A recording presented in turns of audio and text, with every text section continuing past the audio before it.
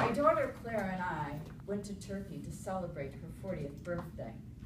And Turkey is predominantly Muslim. And three indications of this is, first, there's the call to prayer that you hear 5 times a day that is broadcast across the city. Second, that it's predominantly men that you see in the city. And third, the women that you do see are fully clothed and are normally with a companion. Now, the Turks have been merchants since the time of Cleopatra. And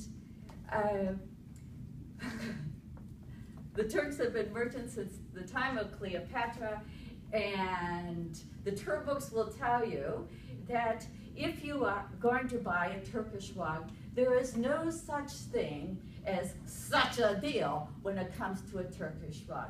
But there is always a good Turkish rug story. Madam Toastmaster, fellow Toastmasters, and guests, this is our story, our Turkish rug story. Claire and I traveled to a small town near a city called Ephesus. And Ephesus is where Cleopatra and Mark Antony used to play. And in this small town, we stayed at a quaint hotel on a quiet residential street. And the owner of this hotel is Navar, who was a good Muslim and never met a stranger. We arrived late in the afternoon and decided to go to a village nearby, which was known for their artisans and crafts. And one of the shops that we noticed was a shop that made felt rugs. And in walking into this shop, we were met by the owner, Umut, who then talked about the antiquities of the Ottoman Empire. He talked about making a felt, and though he did not sell Turkish rugs, he did happen to have a variety of them that were small 3x5 carpets, which he displayed on the floor for us. Now, about this time, it's 9 o'clock, when another merchant by the name of Becker walks in, who had closed down his kiosk. And when he walked in, he looked at Claire as though he had seen an angel. He went over to her, grabbed her hands in his, and said, "Umut, make us some good Turkish coffee." And with that, we sat down on the rugs, and he says to Claire, Becker says to Claire, "Claire, what do you do for a living?" And Claire says, with her Mona Lisa smile, "I'm an attorney."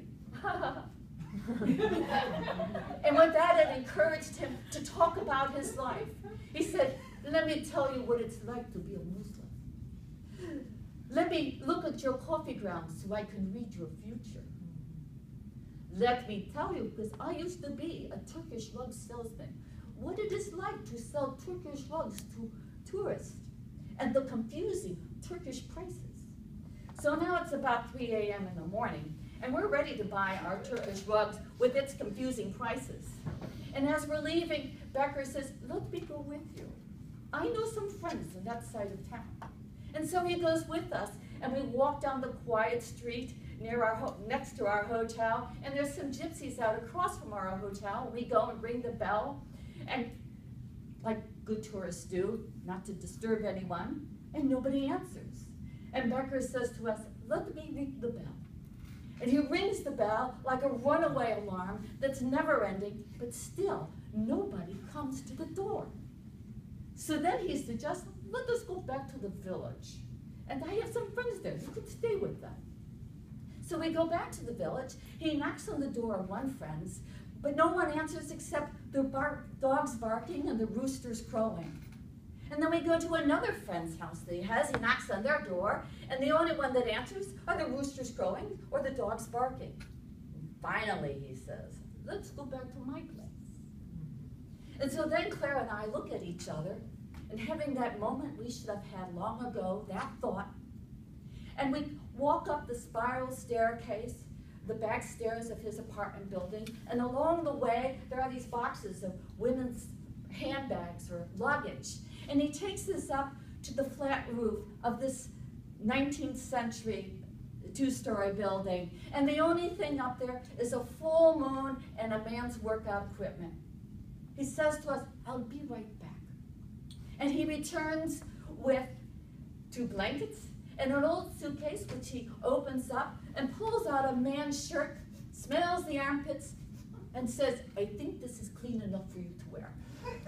And so we spent several hours up there on that roof until we get the call to prayer, the roosters crowing, the dogs barking, and we had this unholy desire to not get out of there immediately and go back to our hotel. When we go back, there's nobody there to answer the door. About 30 minutes later, there's a sleeping Navar looking out at us, comprehending the fact that we are outside the door. What are you doing outside? We were here at 3 a.m. and you didn't answer, 3:30. I was here, but we were here too. Where were you? I feel so bad. I feel terrible. Where were you? That is not the matter. Where were you that you didn't answer the bell? I feel so guilty. Where were you? That doesn't matter. And with that, we rush by him, go to our hotel room, go upstairs for breakfast, where we are met by a young waiter who says, where were you last night? And again we say, where were you? How come you didn't answer the door? We were outside. And with that, after our breakfast, we go to our tour bus to Ephesus. And on the bus are two guests from our hotel, Bob and Harry, a couple from Seattle. And we spend the day with Bob and Harry. And at the end of the day, Harry says to us, so guys, where were you last night? The whole hotel was talking about it. Where were you? And Claire, with her Mona Lisa smile, says, what happens in Ephesus stays in Ephesus, and walks away. Madame Toastmaster.